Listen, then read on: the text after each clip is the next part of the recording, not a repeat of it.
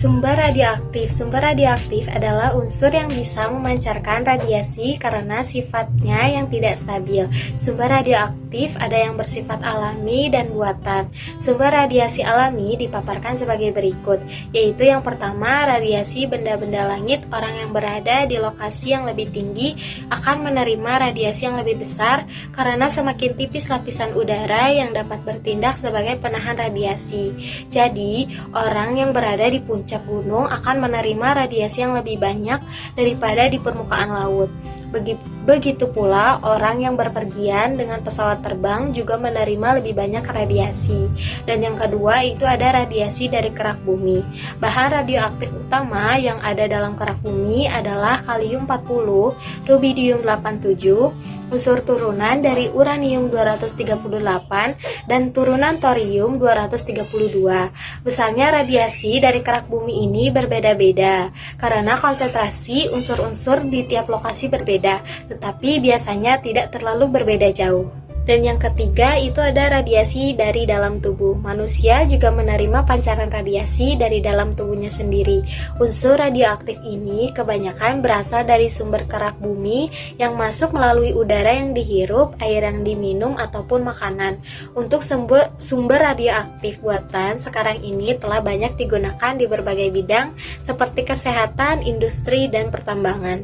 Berikut sumber radiasi buatan. Yang pertama, radiasi dari tindakan medis. Dalam bidang kedokteran, radiasi digunakan sebagai alat pemeriksaan atau diagnosis maupun penyembuhan. Pemindai sinar X atau rongsen merupakan alat diagnosis yang paling banyak dikenal, dan dosis radiasi yang diterima dari rongsen ini merupakan dosis tunggal sekaligus terbesar yang diterima dari radiasi buatan manusia. Dan yang kedua yaitu radiasi dari reaktor nuklir. Meskipun di dalam reaktor terdapat banyak sekali unsur radioaktif, tetapi sistem keselamatan reaktor membuat jumlah lepasan radiasi ke lingkungan sangat kecil. Selanjutnya, radioaktivitas. Jenis-jenis radioaktivitas dibedakan berdasarkan partikel penyusunnya. Sinar radioaktif dibagi menjadi 3, yaitu sinar alfa, sinar beta, dan sinar gamma. Yang pertama, radioaktivitas sinar alfa. Sinar alfa adalah sinar yang dipancarkan oleh unsur radioaktif. Sinar ini ditemukan secara bersamaan dengan penemuan fenomena radioaktivitas, yaitu penyeluruhan inti atom yang berlangsung secara spontan, tidak terkontrol, dan menghasilkan radiasi. Sinar alfa terdiri atas 2 proton dan 2 neutron. Berikut ini adalah sifat alamiah sinar alfa. Yang pertama, dapat menghitamkan pelat film, yang berarti memiliki daya ionisasi. Daya ionisasi sinar alfa paling kuat daripada sinar beta dan gamma. Yang kedua, mempunyai daya tembus paling lemah di antara ketiga sinar radioaktif. Yang ketiga, dapat dibelokkan oleh medan listrik maupun medan magnet. Yang keempat, sinar alfa merupakan jenis radioaktivitas yang memiliki muatan positif. Yang kedua, radioaktivitas sinar beta. Sinar beta merupakan elektron berenergi tinggi yang berasal dari inti atom. Berikut ini beberapa sifat alamiah sinar beta. 1. Mempunyai daya ionisasi yang lebih kecil dari sinar alfa. 2. Mempunyai daya tembus yang lebih besar daripada sinar alfa. Yang ketiga, dapat dibelokkan oleh medan listrik maupun medan magnet. 4. Sinar beta merupakan jenis radioaktivitas yang memiliki muatan negatif. Dan yang selanjutnya, yang ketiga, radioaktivitas sinar gamma. Sinar gamma adalah radiasi gelombang elektromagnetik yang terpancar dari inti atom dengan energi yang sangat tinggi yang tidak memiliki massa maupun muatan. Sinar gamma ikut terpencar ketika sebuah inti memancarkan sinar alfa dan sinar beta. Penyeluruhan sinar gamma tidak menyebabkan perubahan nomor atom maupun massa atom. Sinar gamma memiliki beberapa sifat alamiah berikut ini. 1. Sinar gamma tidak memiliki jangkauan maksimal di udara. Semakin jauh dari sumber, intensitasnya semakin kecil. 2. Mempunyai daya ionisasi paling lemah.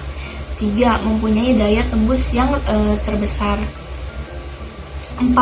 Tidak membelok dalam medan listrik maupun medan magnet. 5. Sinar gamma merupakan jenis radioaktivitas yang tidak memiliki muatan positif maupun negatif.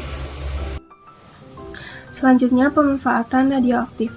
Yang pertama, kegunaan di bidang kedokteran. Salah satu contohnya yaitu radioisotop yang berfungsi sebagai sumber radiasi yang bisa digunakan untuk terapi penyakit kanker.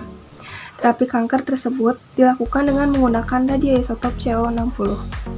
Lalu kegunaan di bidang biologi. Isotop C14 dan juga isotop O17 saat ini digunakan untuk mengamati proses fotosintesis pada tanaman. Selain itu, radioisotop dari natrium dan juga kalium digunakan dalam penelitian permeabilitas laput sel. Kegunaan di bidang pertanian. Radioisotop juga berperan penting di dalam pertanian. Isotop P32 digunakan untuk mengetahui cara pemupukan yang sesuai pada tanaman tertentu. Selain itu, isotop tersebut juga digunakan untuk mengetahui kapan umur tanaman yang baik dan siap diberikan pupuk. Lalu, kegunaan di bidang kimia. Di dalam laboratorium, radioisotop digunakan dalam beberapa reaksi kimia. Dalam reaksi esterifikasi yang membentuk ester dari asam karboksilat dan alkohol.